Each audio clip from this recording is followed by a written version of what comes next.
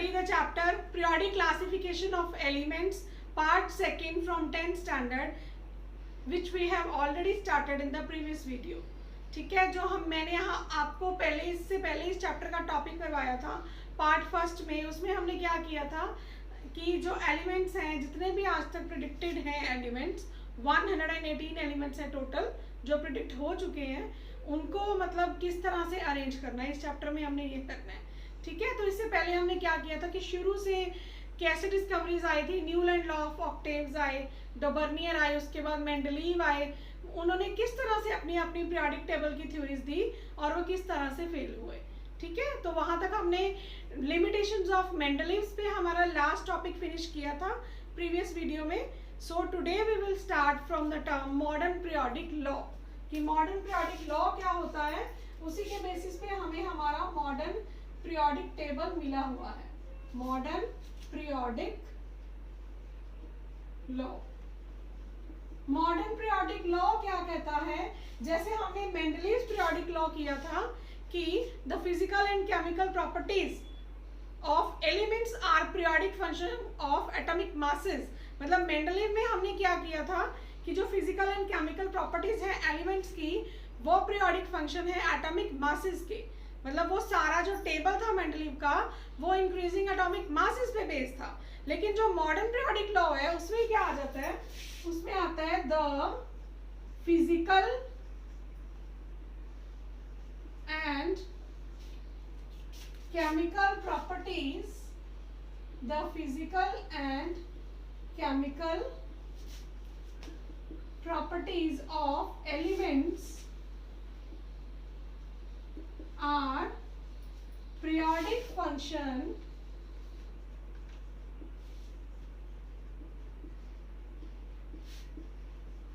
of their atomic numbers। इसमें क्या आ गया, नंबर्स। मतलब जो फिजिकल और केमिकल प्रॉपर्टीज हैं एलिमेंट्स की मॉडर्न पीरियोडिक लॉ के according, they are periodic function of their atomic numbers.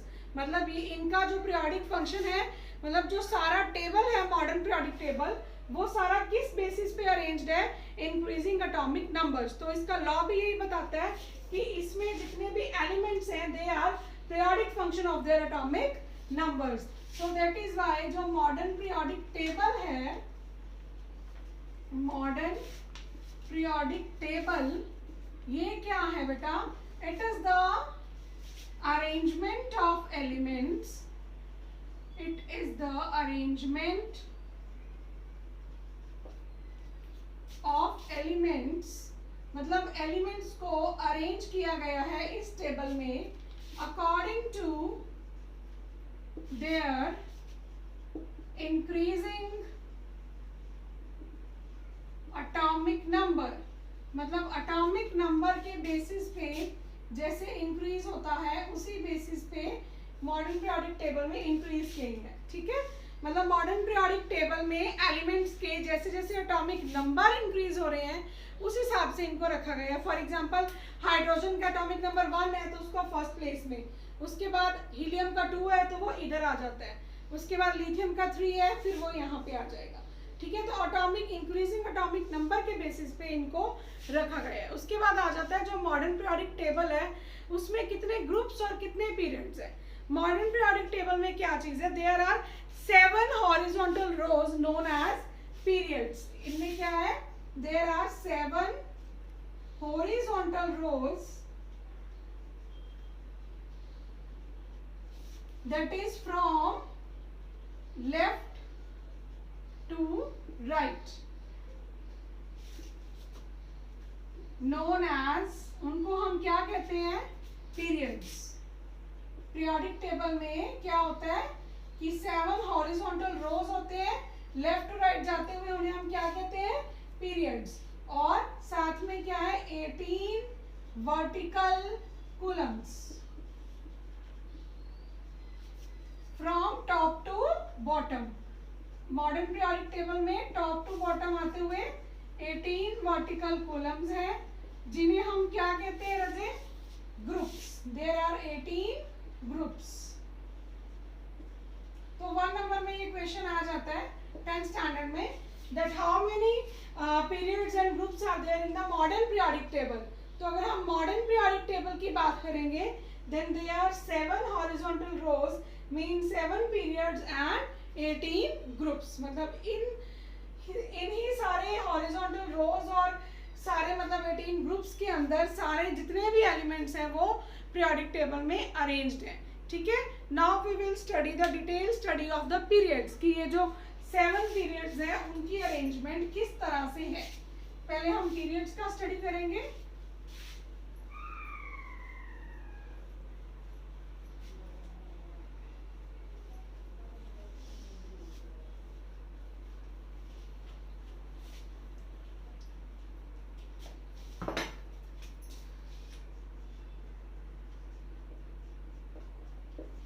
Yes, first of all we will study about the periods. Periods कितने हैं मॉडर्न पीरियोडिक टेबल में? 7. तो अगर हम फर्स्ट पीरियड की बात करें that is the shortest period. वो सबसे शॉर्टेस्ट पीरियड है जो फर्स्ट पीरियड है. ठीक है.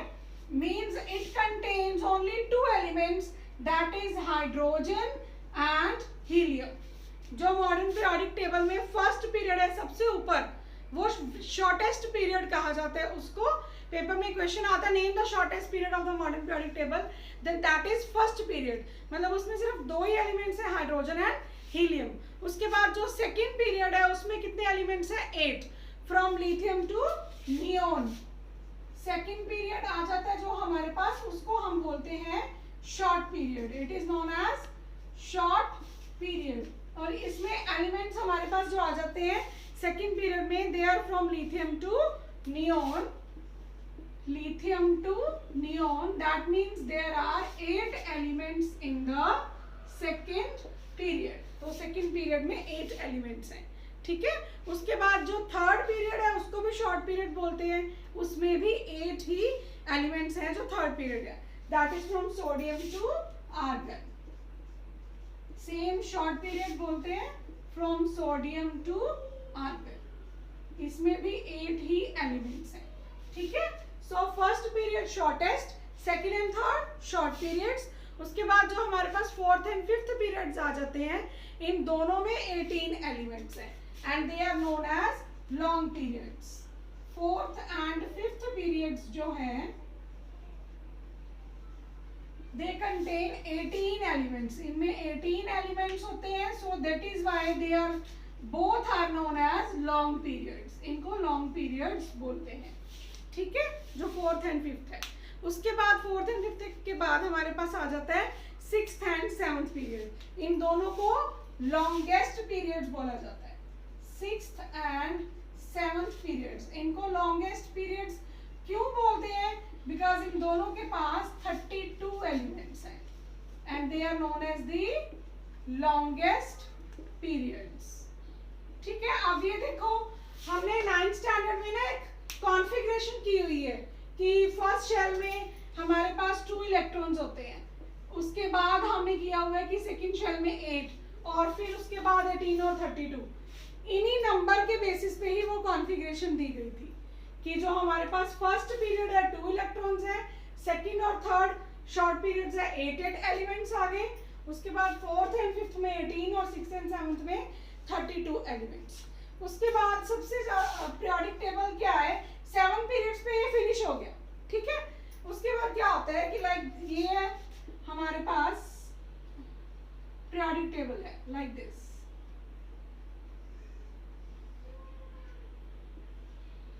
This is the modern periodic table है ना. यहाँ पे हाइड्रोजन है. यहाँ से पीरियड स्टार्ट हो जाते हैं third fourth fifth six seventh ये सारे पीरियड्स आ गए. इसके नीचे मॉडर्न पीरियोडिक टेबल के नीचे एक बॉक्स बना होता है ऐसे. उसमें 2 सीरीज होती है. मतलब at bottom there are 2 series. Modern periodic table के नीचे वहां पे 2 सीरीज होती हैं. ठीक है. उन दोनों सीरीज को क्या बोलते हैं?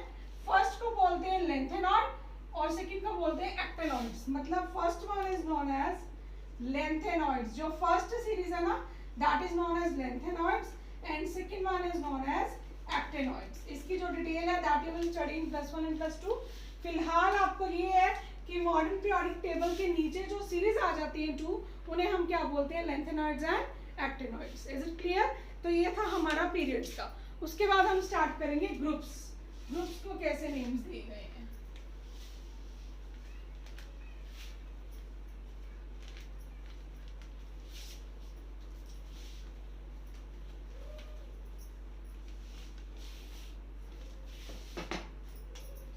Groups. How many groups are there in the modern periodic table? There are 18 groups in the modern periodic table. 18 group. ठीक है?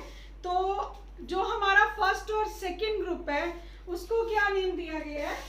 फर्स्ट एंड सेकंड ग्रुप है जो, उसको नेम दिया गया है एस ब्लॉक एलिमेंट्स। उनको क्या नेम दिया गया है? S block elements. बिकॉज जब इनकी कॉन्फ़िगरेशन की जाती है तब इनका जो लास्ट इलेक्ट्रॉन है वो कौन सी शेल में जाता है? एस सब शेल में। ठीक है? जैसे 9th में हमने शेल्स की थी कि ये एटम है, ठीक है, इसके अराउंड ये होते हैं ऑर्बिट, KLMN है ना। तो वही जो KLMN है उनको ऐसे ही नेम्स दिए गए हैं कि ये एस शेल है, ये P है, ये D है और ये F है। मतलब इस तरह से शेल्स है SPDF। वही KLMN है जो वो मतलब हमारे पास 9th स्टैंडर्ड तक रहती है, 10th और +1 2 में क्या आ जाती है? SPDF shells. ठीक है? तो जो फर्स्ट है, फर्स्ट एंड सेकंड जो ग्रुप है उनको क्या नेम दिया गया है? S block element. बिकॉज उनका जो लास्ट इलेक्ट्रॉन कहाँ जाता है? एस सब शेल में। उसके बाद थर्ड से लेके 12 तक जो एलिमेंट्स है, थर्ड ग्रुप से लेके 12th ग्रुप तक, मतलब 3 से 12 तक जो ग्रुप्स हैं उन्हें क्या बोलते हैं? D block elements. ये हमेशा हमने स्मॉल डी ही डालनी है, डी ब्लॉक एलिमेंट्स, बिकॉज इनका last electron D sub shell में जाता है। उसके बाद आ जाता है हमारे पास फ्रॉम 13 to 18, जो 13th ग्रुप से लेके 18th ग्रुप तक के एलिमेंट्स हैं उनको क्या बोलते हैं? F block elements. क्योंकि इनका जो लास्ट इलेक्ट्रॉन है वो कहाँ पे जाता है? हमारे पास एफ में, sorry it's P block. P block इसको बोलते हैं, पी, बिकॉज इनका जो लास्ट वैलेंस इलेक्ट्रॉन है वो कहाँ जाता है? पी सब शेल में। और जो लास्ट में मैंने अभी आपको सीरीज बताई थी लेंथेनॉइड्स एंड एक्टेनॉइड्स, अगर हम उनके ग्रुप्स की बात करें, lanthanoids and actinoids, if you talk about the group, तो उनको क्या बोलते हैं? F block elements. F block elements मतलब ग्रुप्स के according first and second group है जो, that is S block, 3rd to 8th D, 13 to 18th P block, and lanthanoids and actinoids are what they are included in the F block elements. उसके बाद हमारे पास क्या आ जाता है कि हमने अब मॉडर्न पीरियोडिक टेबल को, लॉ को स्टडी कर लिया, टेबल को स्टडी कर लिया कि टेबल में इतने पीरियड्स हैं और इतने ग्रुप्स हैं, कौन से पीरियड्स को क्या बोलते हैं और ग्रुप को क्या नेम दिए। That we have done. Now we will move to a very important topic about the problem of the position of hydrogen. Hydrogen की जो पोजीशन है, position of hydrogen is still problematic in the modern periodic table. कि modern periodic table में अभी तक hydrogen की proper position नहीं मिली। अभी जैसे मैंने यहाँ पे बनाया था कि हाइड्रोजन सेपरेट है और बाकी सारा जो पीरियोडिक टेबल है दैट इज कॉन्टिन्यूस, इसको सेपरेट है, वो आज भी सेपरेट है हाइड्रोजन, इसको किसी के साथ नहीं रखा गया। इसका रीजन क्या है? हाइड्रोजन है जो रिजेंबल्स विद अल्कली मेटल्स,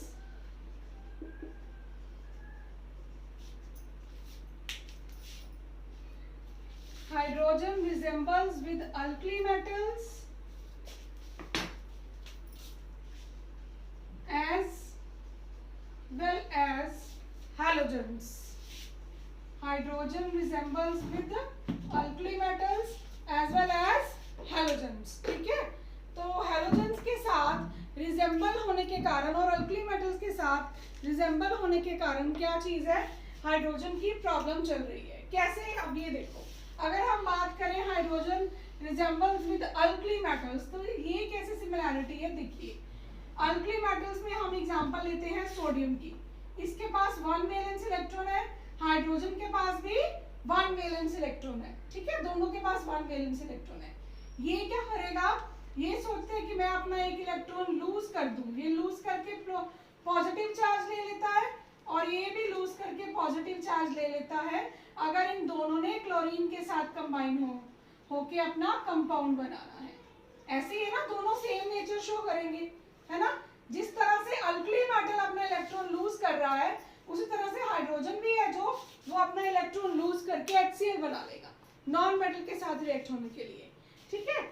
उसी तरह से अगर हम लोग बात करें हैलोजेंस के साथ रिजेम्बलेंस की, तो देखिए इधर हैलोजेंस में क्या आ जाता है कि अगर हमारे पास हैलोजेंस में क्लोरीन है, ठीक है, क्लोरीन है हमारे पास और उसने सेम वैसे ही अगर कंबाइन होना है और इधर है हमारे पास हाइड्रोजन। क्लोरीन को स्टेबल होने के लिए एक इलेक्ट्रॉन चाहिए तो वो गेन करेगा, तो हाइड्रोजन भी एक इलेक्ट्रॉन गेन करके स्टेबल हो सकता है। कैसे, देखिए यहाँ हमारे पास सोडियम है, एक वैलेंस इलेक्ट्रॉन है, इधर आ गया हाइड्रोजन, उसके पास भी 1 वैलेंस इलेक्ट्रॉन है, ठीक है। तो क्या होगा कि अब सोडियम में तो इलेक्ट्रॉन देना ही देना है, वो तो पक्का देगा, ठीक है। सो सोडियम अपना इलेक्ट्रॉन हाइड्रोजन को दे देगा और यहाँ पे +1 का चार्ज ले लेगा और हाइड्रोजन -1 का चार्ज शो करेगा बिकॉज उसने गेन किया है, तो वो 2 इलेक्ट्रॉन्स लेके स्टेबल हो जाएगा। सो इसी वजह से क्या होता है कि क्लोरीन -1 इलेक्ट्रोनेगेटिव है, उसी तरह से हाइड्रोजन भी इलेक्ट्रोनेगेटिविटी शो कर रहा है।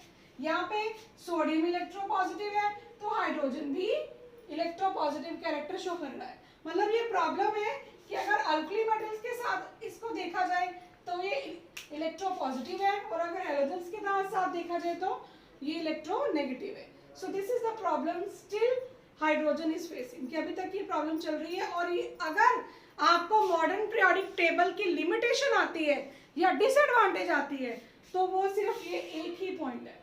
मॉडर्न पीरियोडिक टेबल की एक ही लिमिटेशन है, एक ही डिसएडवांटेज है, पोजीशन ऑफ हाइड्रोजन, ठीक है। इसके बाद हमारे पास आ जाते हैं advantages of the modern periodic table.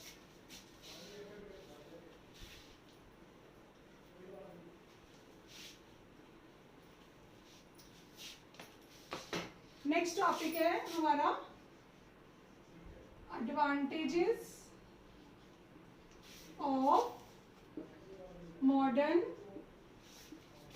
Periodic table, कि मॉडर्न पीरियोडिक टेबल की क्या एडवांटेजेस है, ये हमारे लिए कैसे हेल्पफुल है, इसका रीजन क्या है। सबसे पहला पॉइंट तो इसका ये आ जाता है कि जो मॉडर्न पीरियोडिक टेबल है ना, it is based upon atomic number. ये एटॉमिक मास पे बेस्ड नहीं है, ये एटॉमिक नंबर पे बेस्ड है। तो एटॉमिक नंबर पे बेस्ड होने के कारण इसका वो ज्यादा बेनिफिट है, बिकॉज जो एटॉमिक नंबर है that is its fundamental property.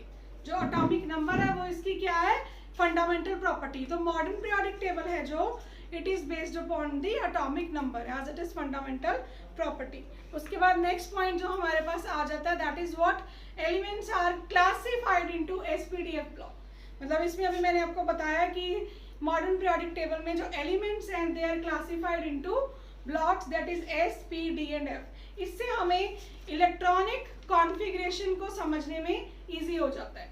हम अगर नेम ले कि S ब्लॉक एलिमेंट तो हमारे माइंड में स्ट्राइक होगा फर्स्ट एंड सेकंड ग्रुप, है ना। तो इससे हमें पता चल जाता है कि फर्स्ट एंड सेकंड ग्रुप के जो एलिमेंट्स है उनका जो वैलेंस इलेक्ट्रॉन है वो कहाँ जाएगा, S सबशेल में। अगर हम किसी भी लाइक एलिमेंट का नेम लेते हैं, हैलोजेंस का नेम ले लें, फ्लोरीन, क्लोरीन, ब्रोमीन, तो उनका हमें पता है जो वैलेंस इलेक्ट्रॉन है कहाँ जाएगा, P सबशेल में, क्योंकि वो P ब्लॉक में है। तो इनकी जो डिवीजन है that is very much helpful for अस।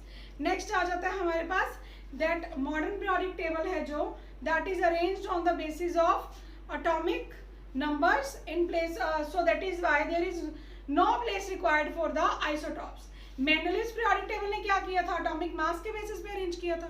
तो इसलिए जैसे हाइड्रोजन के 3 आइसोटॉप्स हैं, क्लोरीन के 2 आइसोटॉप्स हैं, उनको अलग अलग स्पेस चाहिए ना, बिकॉज इन आइसोटॉप्स का जो एटॉमिक मास होता है वो क्या होता है, डिफरेंट। लेकिन एटॉमिक नंबर के बेसिस पे अरेंज करने के का क्या फायदा हुआ है कि सभी आइसोटॉप्स का एटॉमिक नंबर सेम है, तो उनको एक डिफरेंट स्पेस अरेंज करने के लिए नहीं चाहिए, ठीक है। और उसके बाद हमारी जो लास्ट एडवांटेज आ जाती है वो ये है कि मॉडर्न पीरियोडिक टेबल में जो सिमिलर एलिमेंट्स हैं वो इकट्ठे हैं, मतलब मेटल्स इकट्ठे पड़े हैं, नॉन मेटल्स इकट्ठे हैं, ट्रांजिशन एलिमेंट्स इकट्ठे हैं और मेटलॉइड्स इकट्ठे। मतलब कुछ भी इस तरह से नहीं है जो दूसरे न्यूलैंड लॉ ऑफ ऑक्टेव्स और मेंडलीव्स में था कि मेटल्स और नॉन मेटल्स की मिक्सिंग हो। नो, मतलब सभी की अलग अलग अपनी पार्टीशंस है। Thank you very much. आज हम इतने करेंगे। In the next video we will start the next topic. अगर आपको मेरी वीडियो अच्छी लगी then please like and subscribe the channel.